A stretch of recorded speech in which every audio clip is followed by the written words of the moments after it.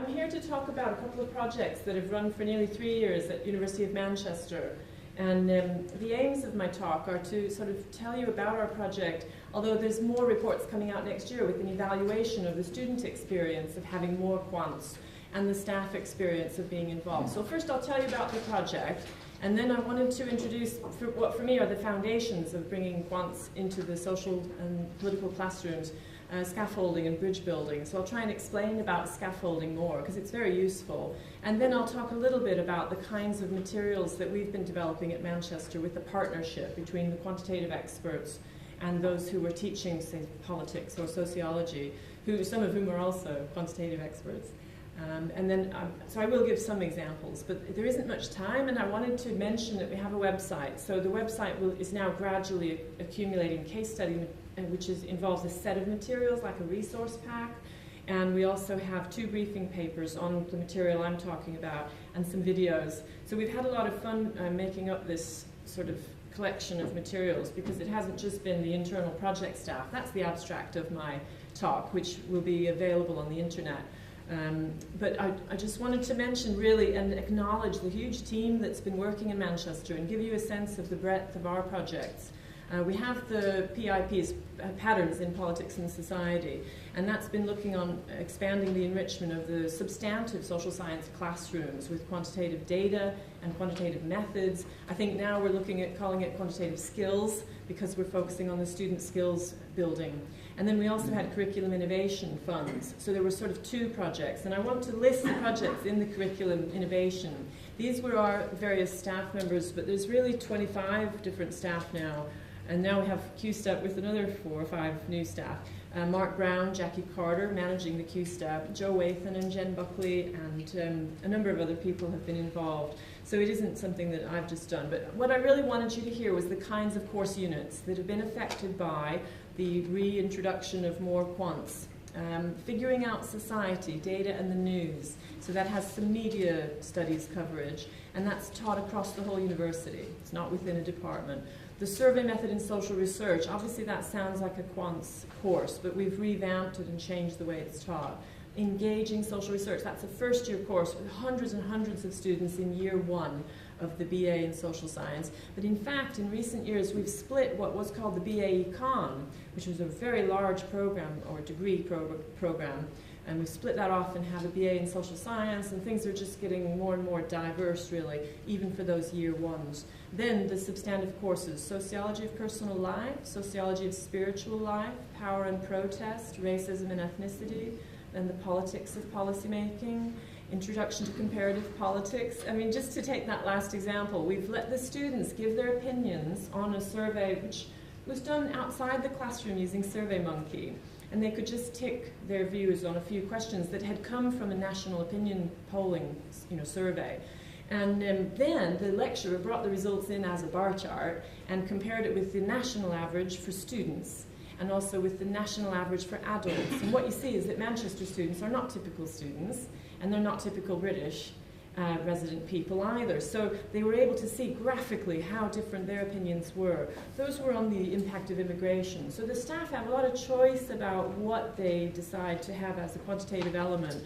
And then they had a little bit of support, but actually they didn't need much support or encouragement. In Manchester, the staff are publishing in international journals, and they find it's very useful anyway to be good at bringing data from the internet and preparing in the beginning of a paper, say a journal article, having a table there that gives the sort of background in a quantitative way before they launch into whatever their own argument is, whether it's a theoretical argument or a qualitative inquiry. So mixed methods is actually really common in Manchester in sociology and politics, which was our focus. So can I turn now to the sort of underpinnings of what we've been doing and how we've been encouraging staff? We were trying to put across some ideas from education theory, really the theory of pedagogy. And here, scaffolding and procepts are important concepts. So I'm really glad we've got a big audience. I don't know if you've come across this before, but I'm using these concepts in a slightly different way from what's usually done in maths teaching. If you were teaching maths, you'd say we have to move up the tree to get the skills to a certain high level. And scaffolding means building a framework of knowledge on which the higher level knowledge can rest. So it's like having, scaffolding on a building. But actually, the theory of this is about practices. It's consistent with Bourdieuvian theory. You have to practice and get the habits of something before you can move forward. And these habits are, they're also summarized in a briefing paper on scaffolding. It's about 6 pages on the internet, so you can look that up if you wish. But the idea is that it's not just a habit, but it's a habit and a concept. So the concept is the name for the thing you're doing. In maths, it would be multiplication. But in sociology, it might be reading a graph or reading a bar chart, which you may think is easy because you're probably very advanced or staff. But for the incoming undergraduate, it's quite challenging to read the bar chart and relate that to a sociological theory. So you have the concept, reading a bar chart, you have the thing, the bar chart, and you have the knowledge, which is how to apply the process of critical reading of that and actually come away feeling, yes, I've learned something that I'm sure about from the bar chart. And I'm sure you all know that we can't just read it as fact. We have to read the facts that are claimed by the bar chart's appearance and then the reality, which may actually be slightly misportrayed by the bar chart. So the critical reading of it would be the higher level achievement. And we've been trying to make all this really explicit in the way that we've encouraged the staff to use the quants. So the word procept is a word that means the combination of a process, that's the doing of the reading of the bar chart, and the concept. So procept, you see there. It's well known for 15 years in maths education, excuse me. And the procept idea then is one that they can become more habituated really to doing. So I hope that's clear. Now some examples. Applying a theory to a vignette, that is actually not as easy as it seems, and vignettes are hardly ever used in classes, right? They're used in cognitive interviewing to make sure that a questionnaire has the right questions framed right. That's where we usually use vignettes, but we can use them in teaching. And even though they seem crude or stereotypical, the students should be learning to realize that when it's stereotypical, it might be harmful or wrong or false or misleading, and to be able to see something in a vignette that is actually theoretically rich and that their interpretation should be theoretically well informed. This is the sophistication we get in British sociology and also in politics. So the next example is questioning the underlying units. This is more of an ontological point. And you can see now, I haven't got time to go into all these different aspects of the skills that are in the basket of skills that we might call as quantitative skills. I think really they're social science skills that use numbers. But to explicate this one, the underlying units could be the person or the couple or the family or the marriage. All these things are different things. And when we try and unpick, what is the thing that's getting married, or what is the thing that's having a civil registration, we need to be really careful about it. Because, for example, with that one, in many cases, it's 2 families coming together. It's not just the 2 individuals. It's not just the ceremony. So if we see it in that whole family context, we bring in the rich cultures and norms about family life and roles and so on. So it's an ontological inquiry if it's about what is, what kinds of things are in the society. And then you might question your data, which might be just individualistic. How well did you like your ceremony? Interpreting tables, considering the associations between X and Y, correlations. Realizing that a concept might actually be a variable. I think John McInnes has kind of taken that for granted by starting his talk with concepts of cases and variables. But for our undergraduates, they need to be introduced to that idea of harmonization, of abstraction, actually, that a variable is an abstract concept that heads a column, and then we can fit things into that. And I don't think that's a negative or a bad thing to do.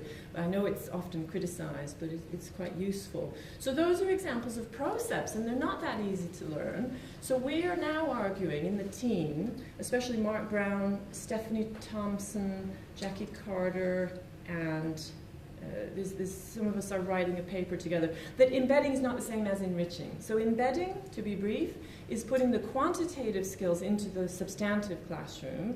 That's been established, and we've done workshops on this. And then enriching means, on the converse side, bringing the substantive social science content into our research methods classrooms. And I would argue that we shouldn't have a quantitative methods course. I think that that's causing people to think of these 2 schools as in a schism, unable to talk to each other.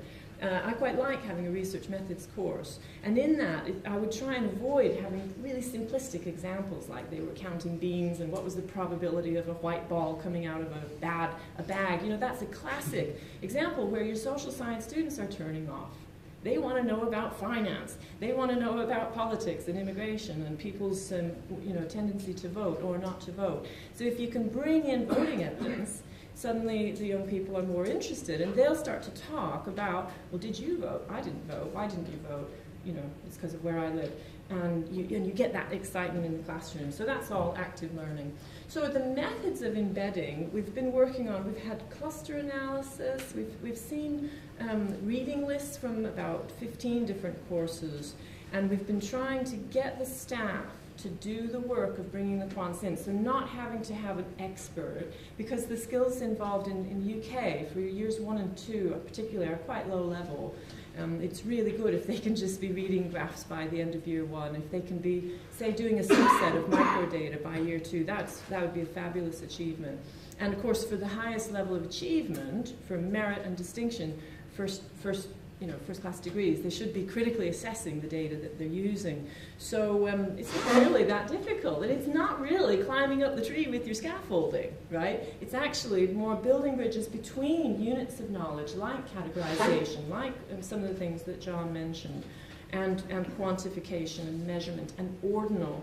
So I know for sure that ordinal relationships of ranking are really important in social science. And I think John mentioned counting, which of course is ordinal, where we say, well, there's none of these people mentioned it, there's some of these, and there's many.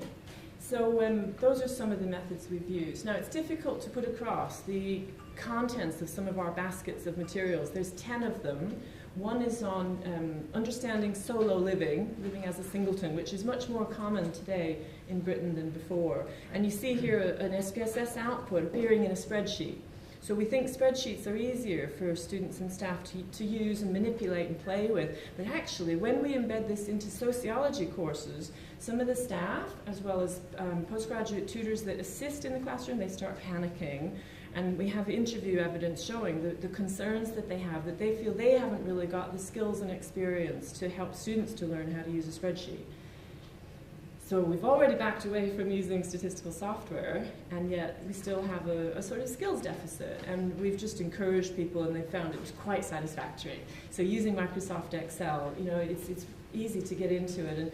And a lot of staff like to print something or provide a small PDF online for students to scan through. But when we say small, if it's a 10-page PDF, the students find that completely overwhelming. And again, they need the tutor to point them to one page and one table and just practice that activity of interpretation.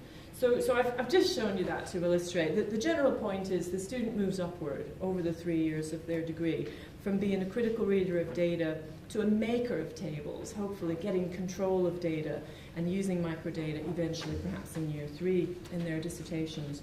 And moving around on the scaffolding may mean actually rethinking the kind of simple things that you were doing in year 1 and questioning the usual interpretations. So that's what good social science is like. So I'm ready to finish. I just wanted to highlight our web addresses and some of the social media that we're using to advertise the results of the project. We've got the STED website, which is showing there. And in fact, if you just Google STED, you'll be able to find these materials. So can you tell your colleagues, you know, try and tell other staff that there are materials they can use in their classrooms. And I've also just tweeted one of John's slides. I hope you don't mind. Yeah. So I'm on social media, Twitter and Facebook. If you just search my name, you'll be able to sort of join in a debate, put your comments in there. I like that sort of thing. And we're also in YouTube with videos, and you can just search for that in Google. So thanks very much.